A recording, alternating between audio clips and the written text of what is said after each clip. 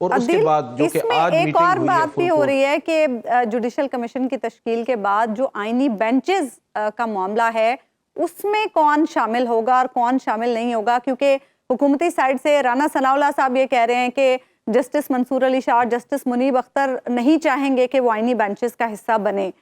ایسی کوئی چیز آپ کے سننے میں آئی ہے کہ کیا ججز میں ایسی کوئی بات کہی جا رہی ہے کہ وہ کون اس کا حصہ بننا چاہے گا، کون نہیں بننا چاہے گا؟ دیکھیں، جہاں تک میں اپنی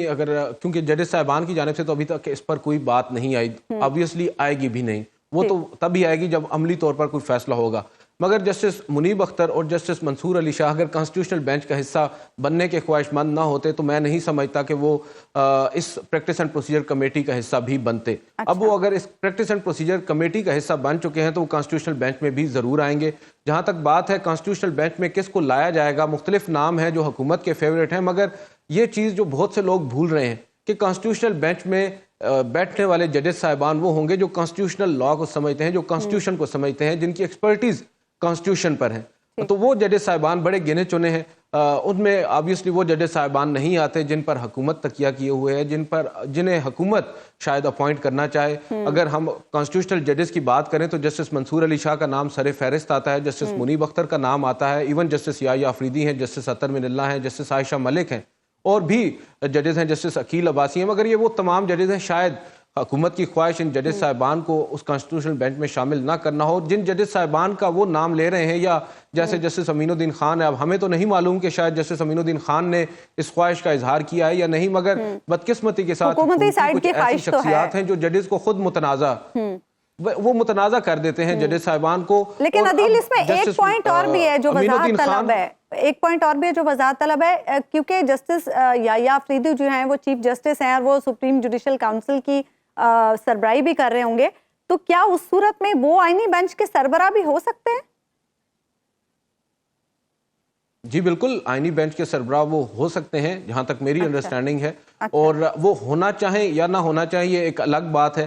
موسٹ پروبیبلی جو بات کی جا رہی ہے وہ جسٹس منصور علی شاہ صاحب کا نام کہا جا رہا ہے کہ وہ فیورٹ ہوں گے، اور سپریم کورٹ کے جو آج کی فل کورٹ میٹنگ ہوئی ہے ممکنہ طور پر اس میں بھی ججز صاحبان کی جانب سے طے کیا گیا ہو کہ اگر کانسٹیٹیوشنل بینچ بننا ہے تو اس میں کون کون سے ججز ہوں گے اور کون اس کو پریزائڈ کریں گے، اور پھر جب اجلاس ہوگا اس اجلاس میں چیف جسٹس آف پاکستان اپنی فل کورٹ کی جانب سے ایک پروپوزل دے سکتے ہیں کہ ہم سمجھتے ہیں کہ یہ ججز صاحبان ہیں جو کانسٹیٹیوشنل بینچ کے لیے موضوع ہیں، یا انہیں کانسٹیٹیوشنل بینچ کا حصہ ہونا چاہیے۔ یہ بتائیے گا کہ اب یہ اختیار ظاہر ہے مکمل طور پر ججوں کے پاس نہیں رہا، سپریم کورٹ کے پاس نہیں رہا۔ پاکستان کی سپریم کورٹ شاید اس دنیا میں واحد سپریم کورٹ ہو جس میں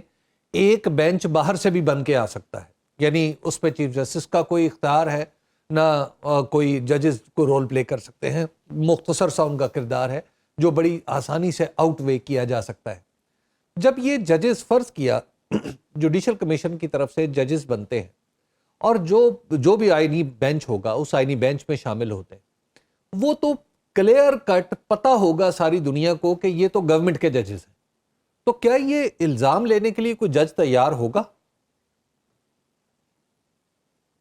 بڑا انٹرسٹنگ سوال ہے سر، اس سوال کا ہم نے کل پوچھنے کی کوشش کی ہے مختلف ججز صاحبان سے بھی، تو ان کا بھی یہی جواب تھا کہ ٹراکوٹمی آف پاور جو ہے اس کے ہی اگینسٹ جاتا ہے یہ معاملہ کہ اب حکومت اپنی مرضی سے بینچز تشکیل دے، اور آبویسلی ججز صاحبان کے پاس یہ اختیار ضرور موجود ہوتا ہے کہ وہ ریکیوز کر لیں،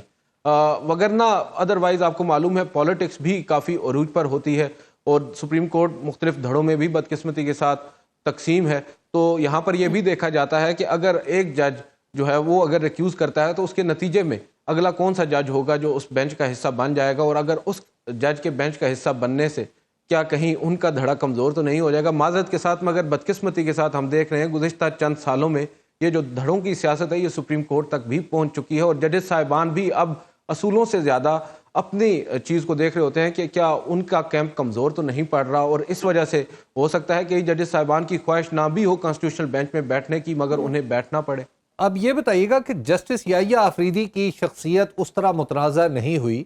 جس طرح جسٹس قاضی فائز عیسیٰ کی ہے، بلکہ جسٹس قاضی فائز عیسیٰ تو تنازع پیدا کرتے تھے اور اسی میں شاید ان کی زندگی تھی، لیکن جسٹس یحییٰ آفریدی ان ججز میں سے نہیں ہیں جو کسی تنازع کا حصہ بنے یا تنازع پیدا کریں۔ تو ان کی یہ جو ریکنسیلیٹری ٹون ہے، جس طرح انہوں نے بہت آرام سے آج کی میٹنگ بھی کنڈکٹ کر لی، تو آپ کو نہیں لگتا کہ وہ جو دھڑے بندی کا معاملہ تھا وہ شاید وہ ختم ہو جائے؟ بالکل سر، ہونا تو چاہیے، اور موسٹ پروبیبلی جسٹس یحییٰ آفریدی صاحب کی کوشش بھی یہی ہوگی، جیسا کہ میں نے آپ کو بتایا کہ جس طرح جسٹس قاضی فائز عیسیٰ صاحب کو جسٹس یحییٰ آفریدی نے ایک فیئر ویل دیا اور بڑے مناسب انداز میں ان کو رخصت کیا، اس سے جو ان کے ہم خیال ججز تھے ان کو ایک مثبت پیغام ملا، اور پھر جب اوتھ ٹیکنگ تھی وہاں پر بھی ان ججز کی شرکت، اور ججز صاحبان کافی کانفیڈنٹ نظر آ رہے تھے۔ وہ ججز صاحبان جو قاضی فائز صاحب کے بڑے قریب تھے، جو مختلف دھڑے ہم دیکھ رہے تھے سپریم کورٹ آف پاکستان میں، جسٹس یحییٰ آفریدی ان تمام کو ایک ساتھ لے کر چلنے کی کوشش کر رہے ہیں۔ اب اس میں سب سے زیادہ اہم کردار جسٹس یحییٰ آفریدی کے بعد سپریم کورٹ کے ان تمام تر ججز کا ہے جو اس وقت جسٹس یحییٰ آفریدی صاحب کے قریب ہیں۔ انہیں چاہیے ہوگا کہ وہ اس تقسیم کو ختم کرنے میں اپنا کردار ادا کریں، اور ایک اسٹرانگ انسٹیٹیوشنل رسپانس جو طویل عرصہ سے لیکن عدیل، اس میں ایک اور بڑا چیلنج جو ہے اس وقت سپریم کورٹ کو، وہ ہے یہ ترمیم جس کی وجہ سے عدلیہ کی آزادی داؤ پر لگی ہوئی ہے، عدلیہ کا اختیار داؤ پر لگا ہوا ہے۔ کیا آپ کو لگ رہا ہے کہ کیا یہ سپریم کورٹ جو اس وقت ہے یہ اس ترمیم کو سٹرائک ڈاؤن کر سکتی ہے آنے والے دنوں میں؟ دیکھیں، بہت سے لوگ سمجھتے ہیں کہ سپریم کورٹ آف پاکستان اس وقت گو کہ اس کے پاس اس طرح کا اختیار نہیں رہا جس طرح اختیار اس کے پاس 26ویں آئینی ترمیم سے پہلے موجود تھا، باوجود اس کے چانسز بہت زیادہ ہیں، کیونکہ جس طرح کی یہ ترمیم ہے اور جو اس کے ایفیکٹ ہیں اس سے عدلیہ خود متاثر ہو رہی ہے، جو ججز صاحبان ہیں وہ خود متاثرین میں ہیں، تو اس کا رد عمل تو ضرور آئے گا۔ اب وہ کب آئے گا یہ بڑا انٹرسٹنگ ہے، جیسا کہ میں نے پہلے کہا کہ جوڈیشل کمیشن کا اجلاس ہوگا کانسٹیٹیوشنل بینچ کی تشکیل کے بعد ہی، کیونکہ سپریم کورٹ چاہے اس ترمیم کو درست مانے یا نہ مانے، مگر اب وہ آئین کا حصہ ہے، تو اس آئین کو نظر انداز کر کے تو وہ کانسٹیٹیوشنل بینچ تشکیل نہیں دے سکتی، اسی کے اوپر عمل پیرا ہو کر انہیں کانسٹیٹیوشنل بینچ تشکیل دینا ہے، اور اگر ان ریزلٹ وہ کانسٹیٹیوشنل بینچ اس آئینی ترمیم کو اگر سیٹ اسائیڈ کرتا ہے یا اسے سٹرائک ڈاؤن کرتا ہے تو وہ بات پھر سمجھ میں آتی ہے۔